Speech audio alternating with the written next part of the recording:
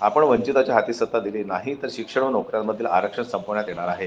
हे आरक्षण जर वाचवायचे असेल तर दीपक बोडखे यांच्यासह वंचित बहुजन आघाडीच्या सर्व उमेदवारांना प्रचंड मताने विजयी करून विधानसभेत पाठवावे. ते आपल्या सर्वांचा आवाज विधानसभेत बुलंद करतील असे ठोस आश्वासन वंचितचे सर्वेसर्वा ॲडव्होकेट बाळासाहेब आंबेडकर यांनी मतदारांना दिले.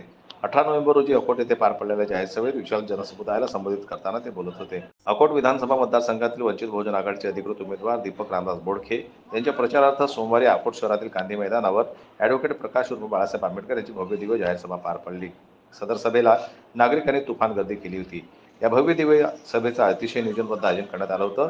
सदर सभेला मतदारसंघातील अकोट व तेलार शहरात मतदारसंघातील गावखेड्यातून हजारोंचा जनसागर उसळला होता. यावेळी पुढे बोलताना ॲडव्होकेट बाळासाहेब आंबेडकर यांनी भाषणातून सांगितले की आम्ही महाराष्ट्र शासनाकडे ओबीसीची टक्केवारी किती याची वेळोवेळी मागणी केली, परंतु महाराष्ट्र शासनाने ती माहिती आम्हाला दिली नाही.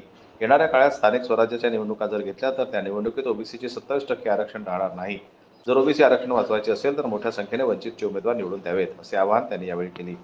बाळासाहेबांनी कुणबी समाजाला देखील आवाहन केलं की जर आपण आरक्षणाचा फायदा घेऊन डॉक्टर, इंजिनियर झाले तर आरक्षणासोबत आपण इमानदारी बाळगावी. यावेळी आपण वंचितला साथ दिली नाही तर ओबीसी आरक्षण हे धोक्यात येणार.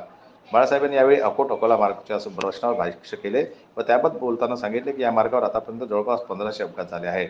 त्यामध्ये जवळपास 750 लोकांचा जीव गेला. तीच परिस्थिती अकोट तेलारा रोडची देखील आहे.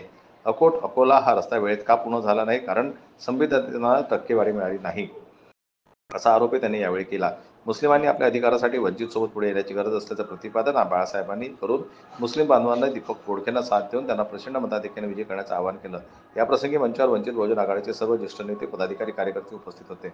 जन्मत लाईव्ह न्यूजसाठी देवानंद किरकर यांची रिपोर्ट अकोट.